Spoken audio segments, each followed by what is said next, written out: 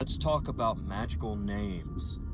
On this video, I'm going to not only talk about magical names, their significance, and their purpose in occult practice, but also how you can get your magical name. So be sure to watch this all the way to the end.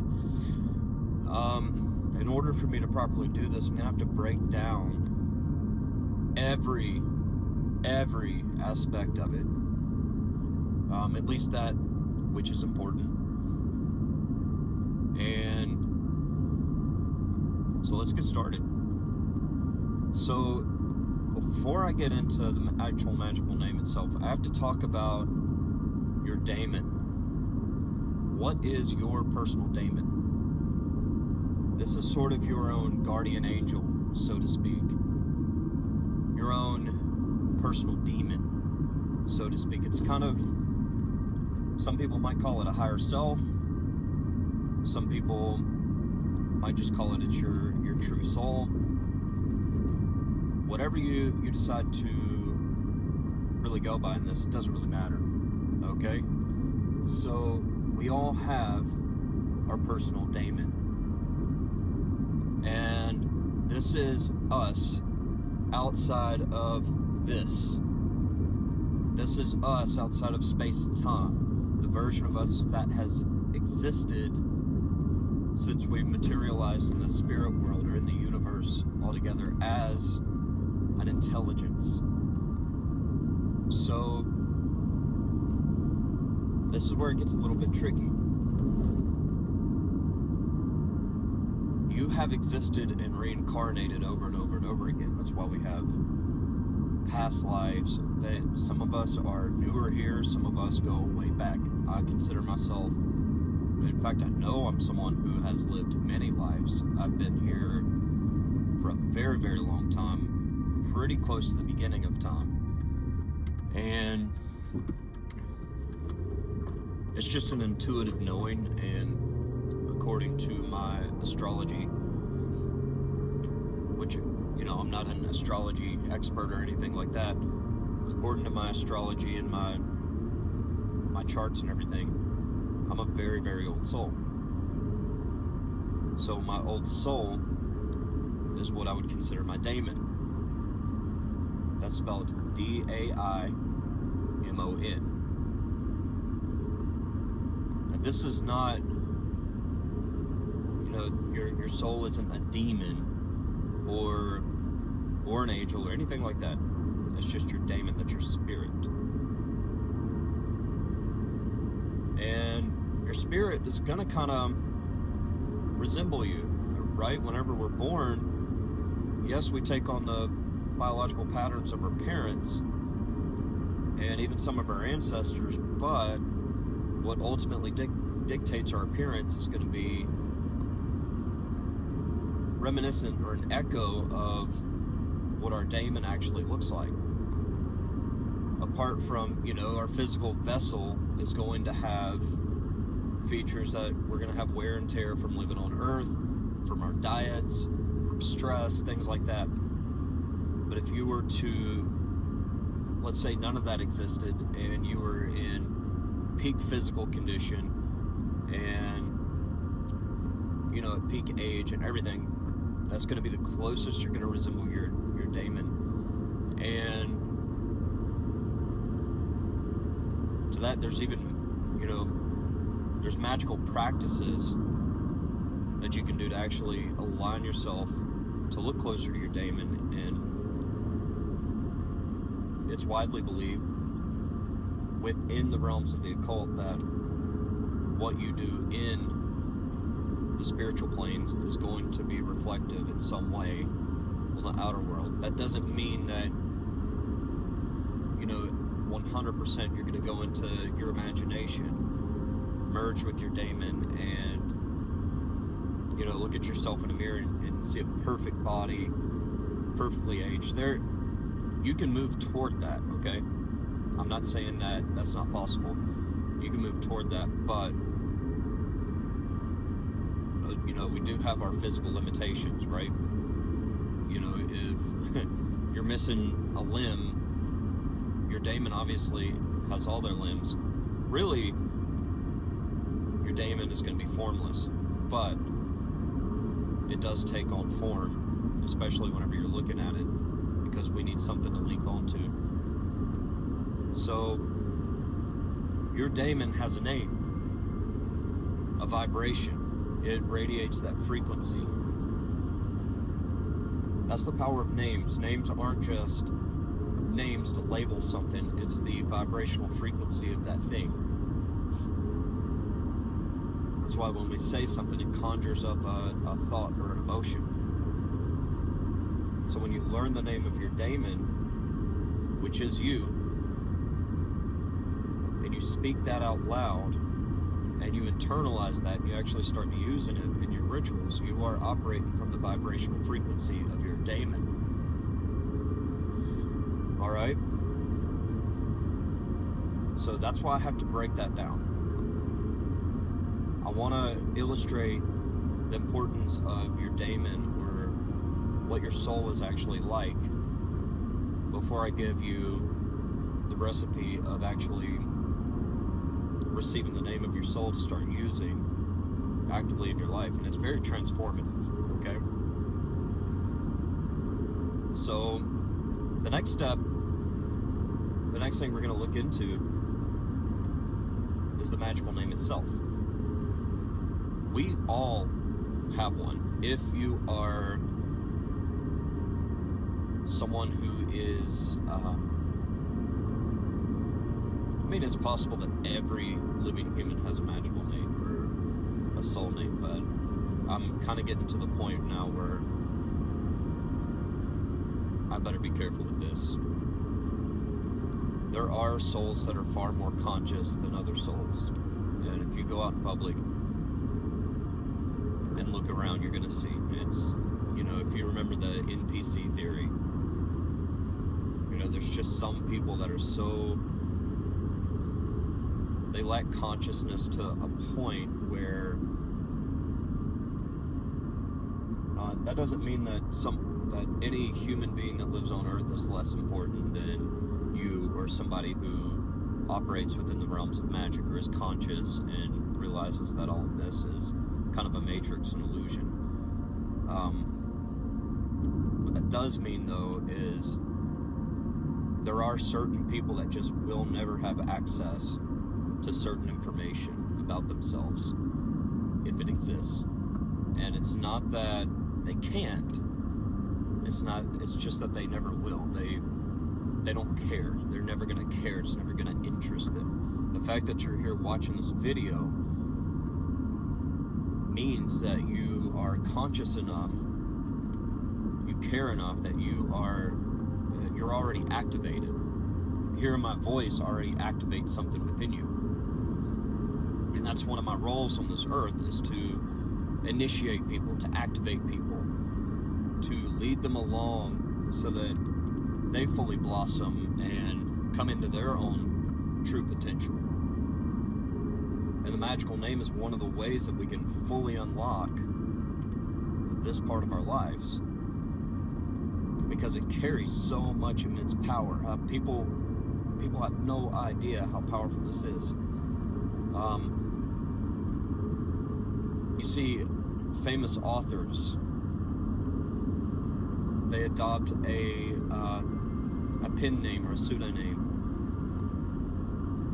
and they go under that in order to write their books and publish their books.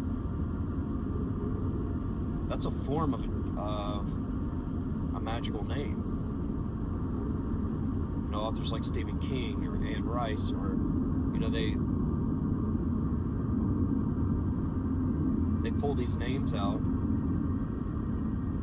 and suddenly they assume a role in the universe, and people know them by those names, by their names.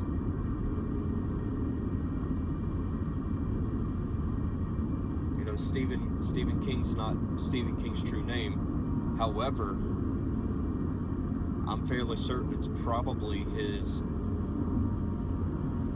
closer to his actual soul name. might think, oh, well, Stephen's a modern name. The vibration of it probably goes back to we associate it with modernity, and it's easy to kind of get lost in the sauce. Not to get too far out in the weeds here. What is the purpose of a magical name? When I first discovered mine and I started using it, it felt like I was kind of just making something up, and there was a lot of imposter syndrome still. It felt like using an online, gamer tag or something like that for a little while. When I first discovered Damios, that's just what it was, and kind of like a nickname. But I noticed that when I would assume that name,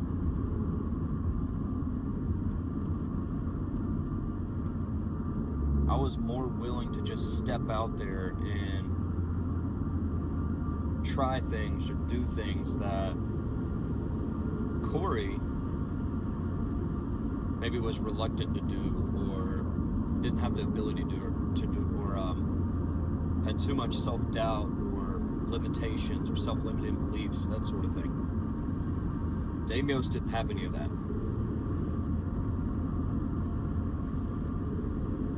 That doesn't mean your magical name is a cheat code that absolutely unlocks everything for you. People say, oh, it's a form of spiritual bypassing and you don't have to do any of the work. Yes, you do.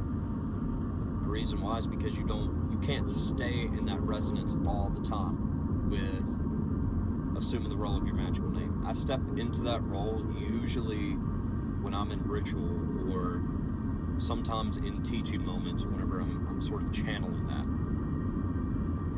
Most of the time, I'm in my very much human form, operating from Corey.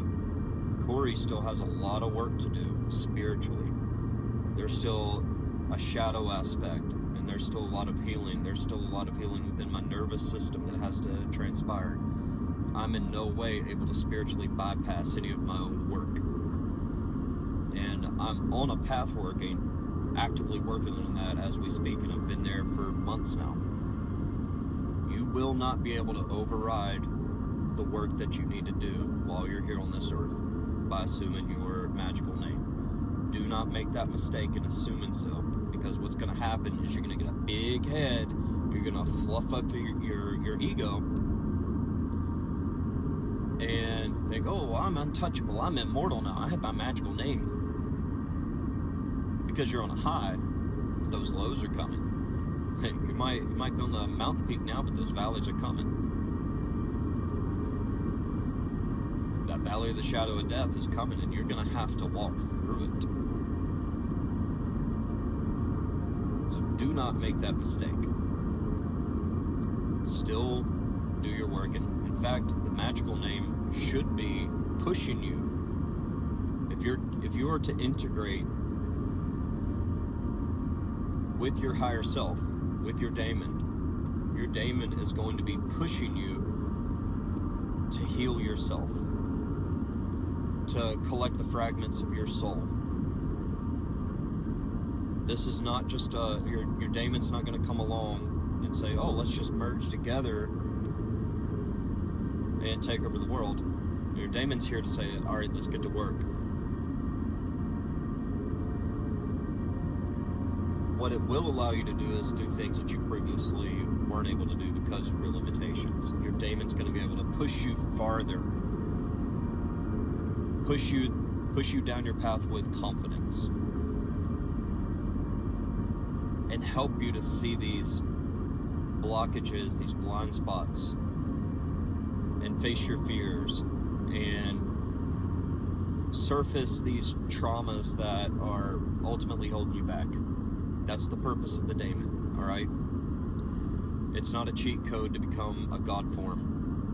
And while it does give you access to higher, more transformative, more powerful, more potent magic, yes, ultimately it's there to make you a more complete human. This isn't to escape your humanity, okay? This is to make your humanity, while you're here on Earth, that much more enjoyable, that much more powerful, and that much more impactful to the world, to the people, and to the universe around you. So don't suddenly assume your God name and assume, oh, all my battles are in the cosmos now, and I have no role here as a human. And, you know, I'm now having to fight these battles for the gods. And no. This magical name is to empower you as a human. At the same time, you become more than human, okay? You're no longer considered an NPC or normal. If you have a magical name and you're assuming the role, you now have responsibilities, and you're integrating and merging with your Damon. Your Damon is made of dark matter. Dark matter is what a black hole is essentially made up of. So your higher self is not this higher being that's so holy and always forgives and forgets and acts out of love. And no, your Damon is made of dark matter. So naturally it's going to start bringing up the shadows and the negative aspects about yourself, so that you can confront these things, and you can feel these emotions that have been underlying, or these repressed memories or traumas, things like that. Because ultimately, as a human, true power, absolute power, is not the ability to control and manipulate others. It's the ability to control and manipulate yourself. And if you have all these underlying traumas and trapped emotions, and you're acting from this place, all your interactions are basically your wounded inner child steering the ship. Are you really powerful? You don't have ultimate control. So whenever you put these fragments back together, you assume ultimate control over yourself. And if you can master yourself, then you can master the world around you completely. That's what the whole clipothic path working leads you to, which we're not going to get into in this video. So, back to the magical name. How does one find their magical name? I'll tell you how. It can come in many different ways. One of the ways I like to do it and tell other people how to do it is to make a ritual of it. You're going to light a black candle. You're going to get a piece of paper and something to write with. When you light the candle, you're simply just going to gaze into it and watch the flame dancing seductively. Remember that flame is a portal. Fire is a portal. So you're using this fire to act as a bridge to connect you to your Damon, wherever your Damon is, in the cosmos, in the hell realms. Really, your Damon is omnipresent, it is formless. And you're going to start to breathe in the essence of the flame. As this essence of that fire mixes within you, you're breathing out, and your essence is mixing with the fire. And this is going back and forth, back and forth, back and forth, creating a strong connection. And then you're just simply going to ask into the flame as you're gazing into it with your pen and paper ready. Reveal to me my magical name. And you may have to ask this over and over and over again.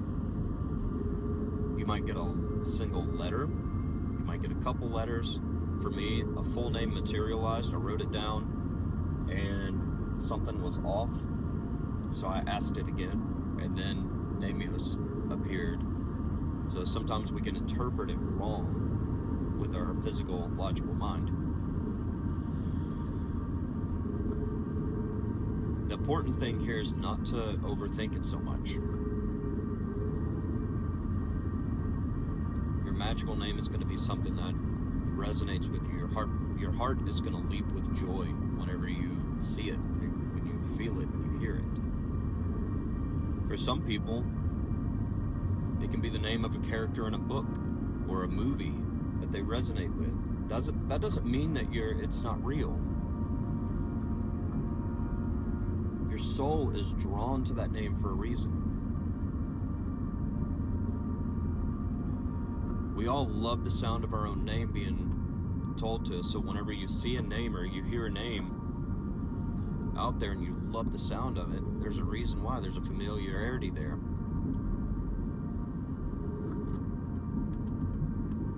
So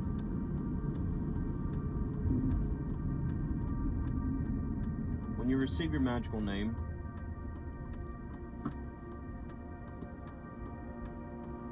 just know that this is only the beginning, because the second phase of that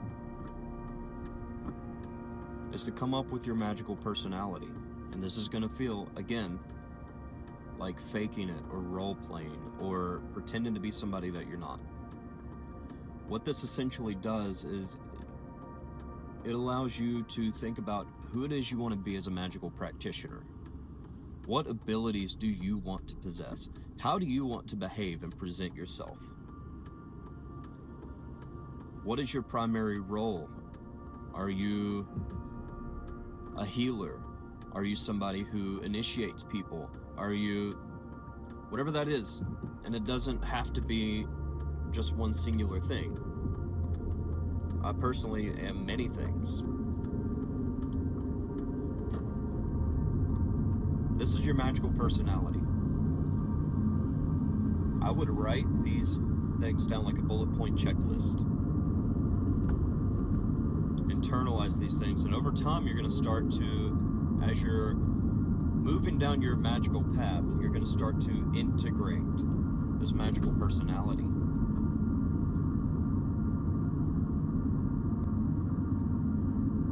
You can even go deeper with it. What are the things that I would overcome if I were the most powerful version of myself magically? Would I be somebody that can bring forth material wealth into my life at will? Am I somebody who still carries around my traumas and fears and self-doubts and disbelief? And these things you're going to write down, and you're going to integrate that. And by doing so, you're also integrating with your Damon. You can also do visualizations where you're going to travel in your imagination, and you're going to call upon your Damon and see it materialize in front of you. What do they look like? Mine personally has almost glowing skin, wings. Mine has black wings, actually, feathered. Some people have more like a leathery bat wings. That's not me. More of an athletic build, not super muscular, but all of these things are just, it's a visualization, but it personifies your Damon in a way. And all you're going to do is simply sort of step into your Damon and merge with them.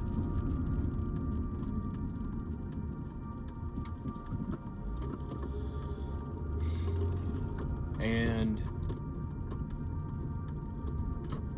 when you are using your magical name, I do this when I'm speaking to deities angels, demons, spirits. I speak to them not as Corey, but as Damios. And there's a response there. There is an authority there. Damios carries an authority that Corey does not.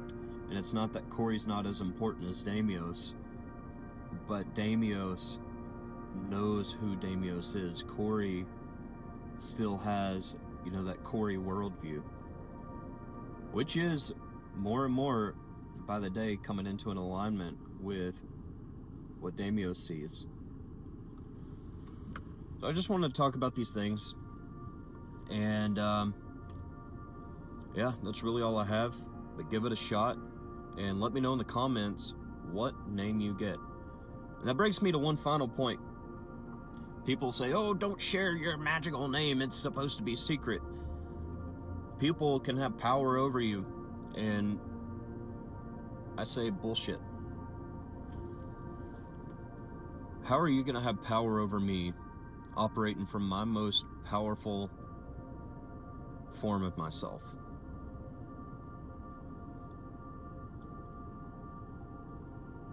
My real name, my human name, my birth name, whatever you want to call it, has far more vulnerabilities and weaknesses. So if you think that you can't share your magical name publicly because people can have power over you, that's your own manifestation that you are creating. That's your own blockage that you're creating in your mind, trying to use logic. Anyway, have a nice day. Thank you for watching, and see you next time.